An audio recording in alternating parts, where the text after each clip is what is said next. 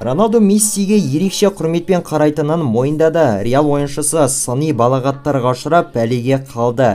Агуэро Аргентинаның әлем чемпионатында топ жаратынына сенімді. Осы және өзге де футбол жаңалықтары біздің бүгінгі видеода.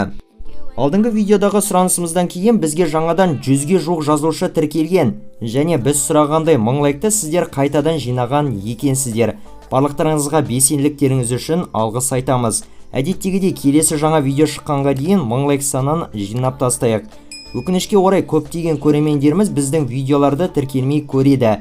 Егер әлі де тіркелмеген болсаңыздар, біздің арнаға жазылып қоюларыңызды сұраймыз. Ендеше бастаймыз.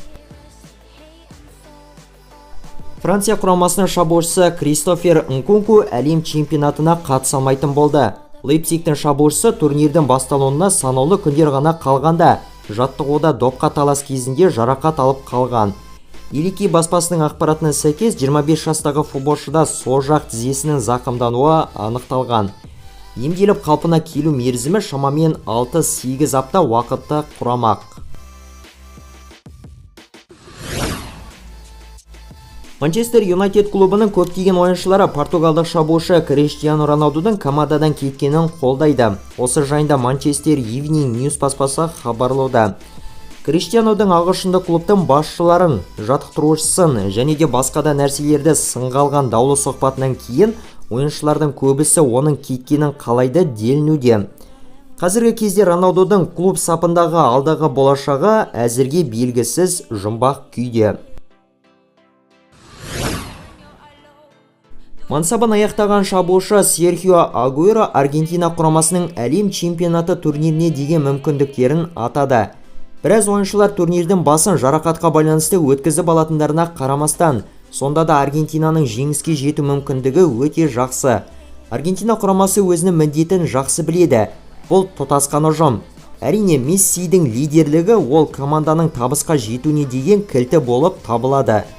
Аргентинаға қарсы ойнайтын қарсыластарға өте қиын болады, деп жеткізген екен Серхио Агуэро. Өткен видеодағы жасырылған футболшыны дұрыс тапқан көрермендер назарларыңызда. Өнер көрсеткен клубтары бойынша келесі жасыратын футболшы мінеки. Бұл ойыншы кім? Ювентустың бас жаттықтырушысы Массимилиано Аллегри қараша айының қорытындысы бойынша Италияның А сериясының үздік жаттықтырушысы атанды. Белгілі болғандай басқа барлық чемпионаттар секілді Италия чемпионаты да қаңтар айына дейінгі үзіліске кетті. Осы айда Туринде клуб 3 матч өткізіп, барлығында жеңіске жеткен.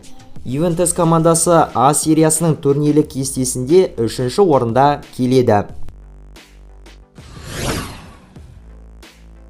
Реалдың жаттықтырушысы Карло Анчелотти өзі жаттықтырып көрген ең үздік топ 5 футболшының есімін атады.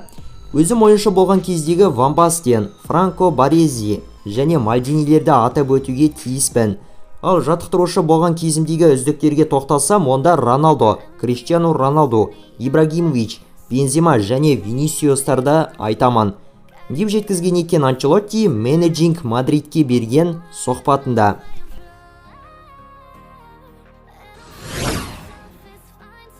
ПСЖ-ның шабуылшысы Лионель Месси мансабының қашан аяқталатынына қатысты сұраққа жауап беріп өтті. Мен футбол ойнап және ойыннан ләззат алғанды ұнатамын. Мансабымның аяқталғаннан кейін де менің өмірім футболмен байланысты болатынына сенімдімін. Дегенмен ұзақ уақыт ойнаймын деп ойламаймын, деген екен Месси Mundo Deportivo баспасына берген сұхбатында. Франция құрамасының жартылай қорғаушысы Эдуардо Камавинга Кристофер Нкункудың жарақат алып қалғанына әдейі болмаса да қатысы бар болғанына байланысты нәсілшілдік балағаттарға тап болған. Илики баспасының мәліметіне сүйенсе, оқиғадан соң жанкүйерлер Реал ойыншысын әлеуметтік желіде аяусыз балағаттап сес көрсеткен. Өткенде ғана жаттығу кезінде Камавинга байқаусызда Кристофер Нкункумен қақтығысып қалған болатын. Жарақаттың ауырлығына байланысты Нкунку өкінішке орай әлем чемпионатына қатыса алмайды. ПСЖ-ның бапкері Кристоф Гальтье бразилиялық шабуылшы Неймарды ерекше бағалайтынын айтып өтті.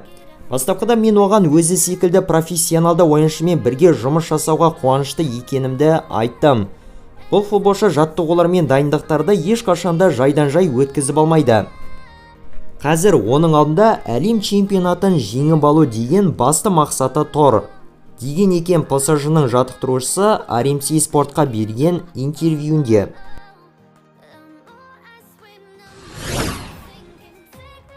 Барселонаның шабуылшысы Роберт Левандовски Испания чемпионатының 3 ойынына қатыса болып дисквалификацияланды, деп хабарлайды Марка баспасы. Өткендегі Осасунамен болған кездесуде төрешімен дауласып қызыл қағаз алғанға байланысты футболшыға осындай жаза тағайындалған. Осындай үлгіде Левандовски алдағы Эспаньол, Атлетико, сондай-ақ Бетиспен болатын кездесулерге қатыса алмайды. Барселона клубы болса бұл шешімге наразылық танытып, олар ресми түрде апелляция жасайтын болған.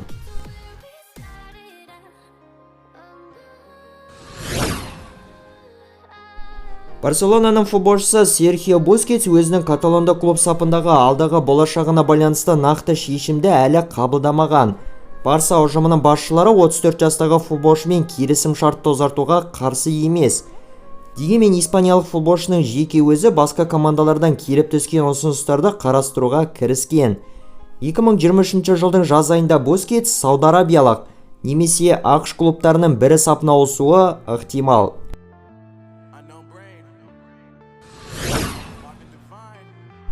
Португалдық шабуылшы Криштиану Роналду тілші Пирс Морганға берген сұхбатында Лионель Мессиге құрметпен қарайтынын айтып жеткізді.